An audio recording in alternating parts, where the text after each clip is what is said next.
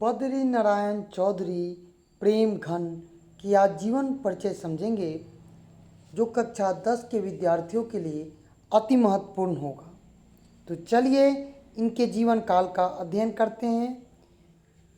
स्वाधीनता व स्वदेशी प्रेमी कवि प्रेम घन जी का जन्म 1855 ईस्वी में 1855 ईस्वी में मिर्ज़ापुर के उत्तर प्रदेश में हुआ।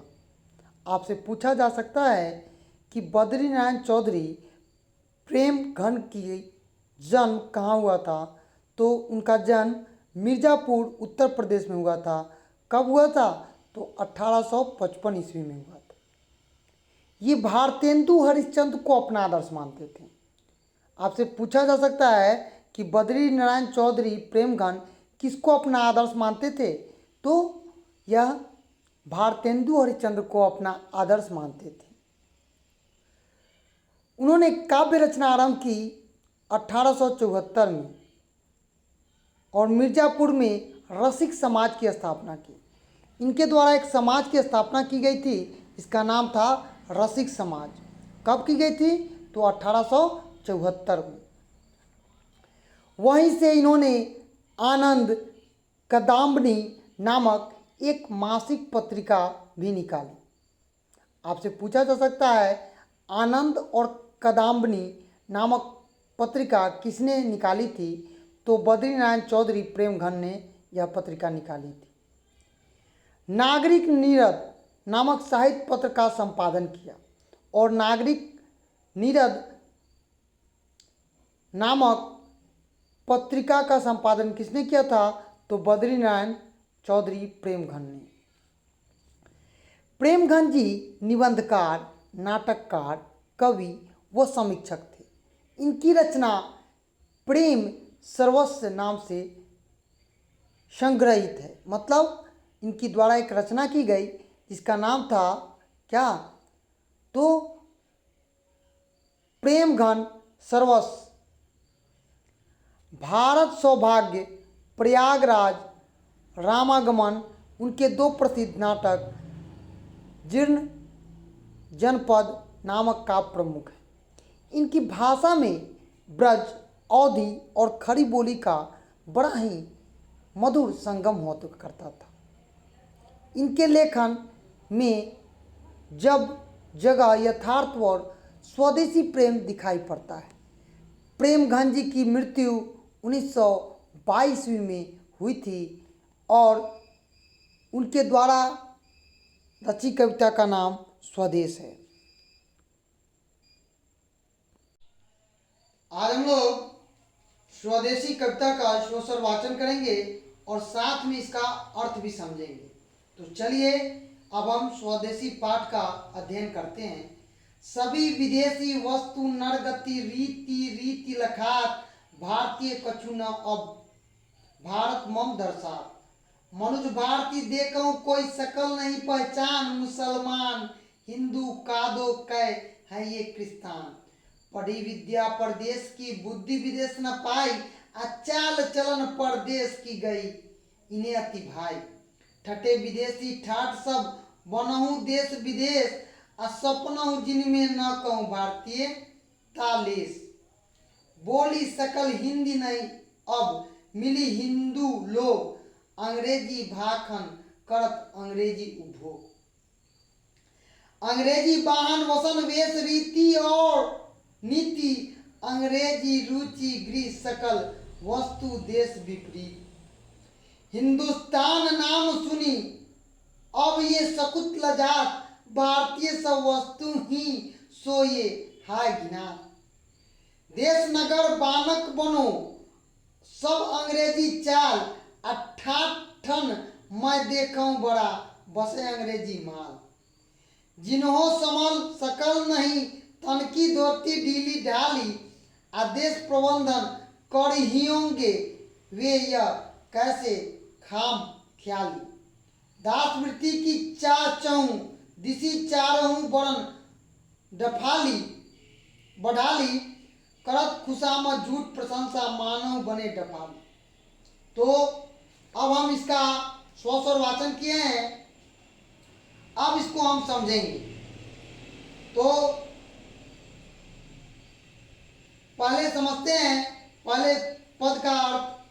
सभी विदेशी वस्तु नरगति रीति रीति लखात आ भारतीय कछु न अब भारत मम दर्शा। लिखेंगे प्रस्तुत पाठ हमारे हिंदी पाठ्य पुस्तक गोदरी भाग 2 के काव्य पद खंड के पाठ स्वदेशी से लिया गया है। लेखक का नाम बद्री नारायण चौधरी प्रेमघन है।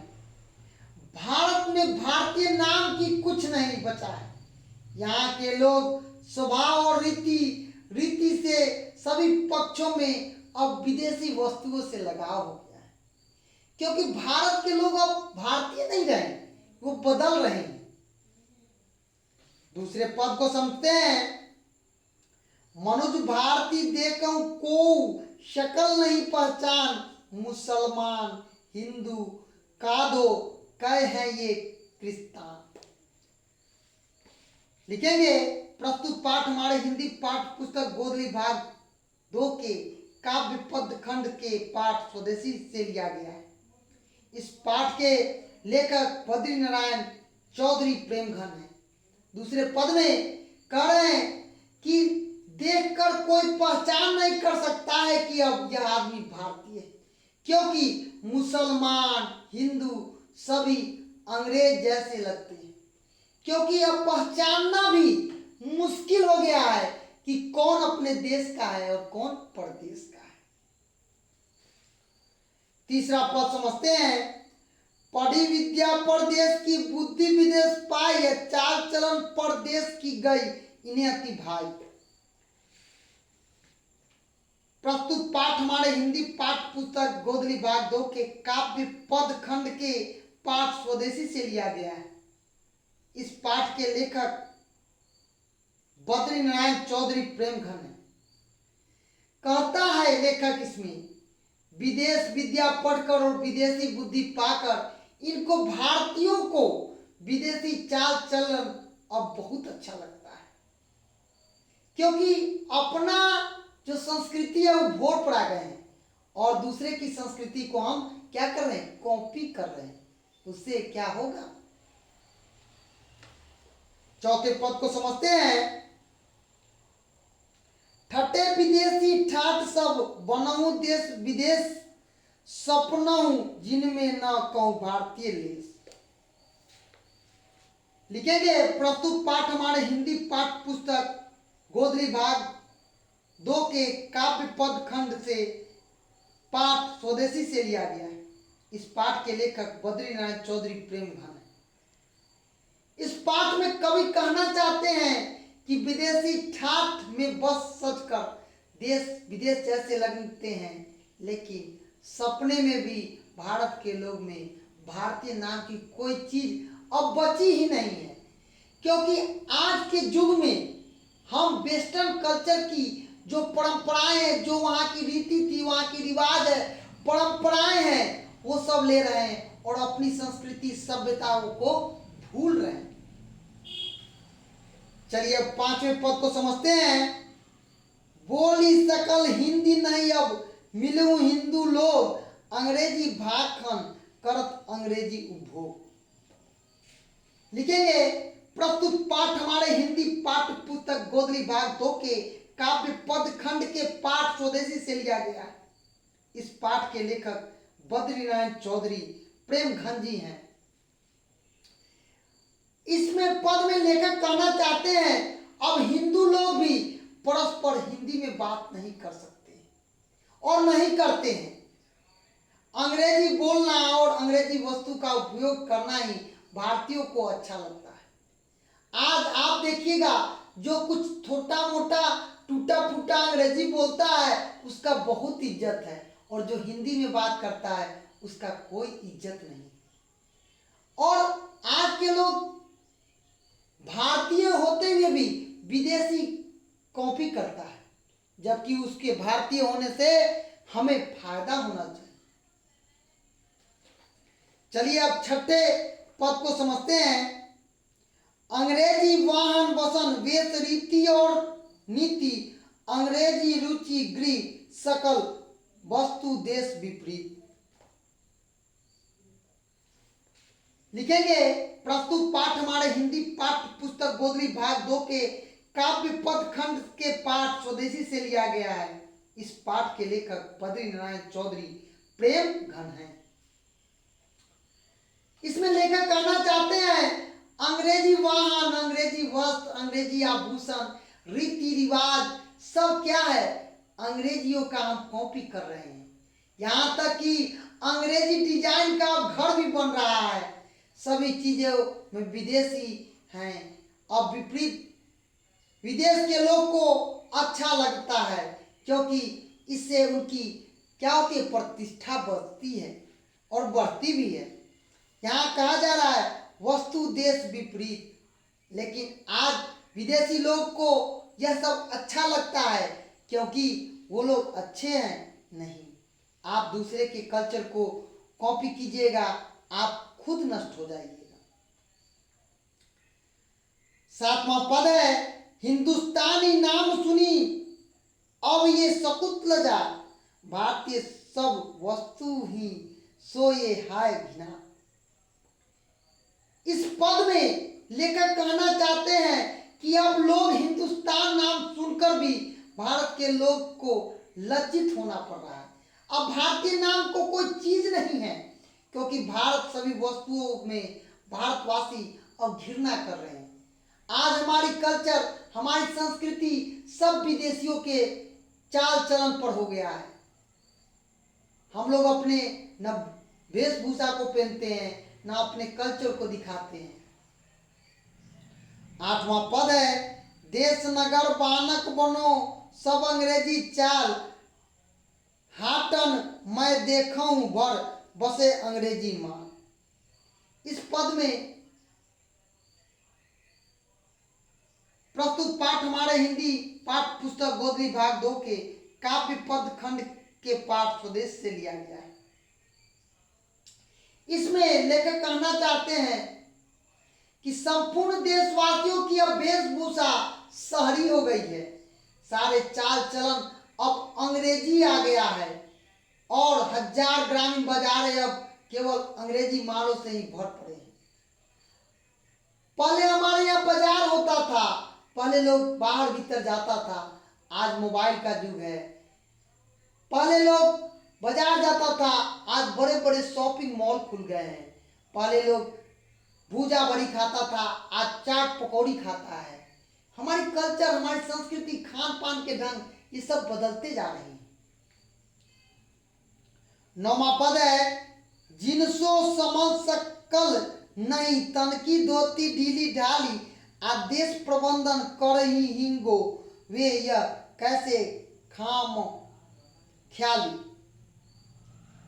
लिखेंगे प्रस्तुत पाठ हमारे हिंदी पाठ पुस्तक गोदरी भाग 2 के काव्य पद खंड के पाठ स्वदेश से लिया गया है।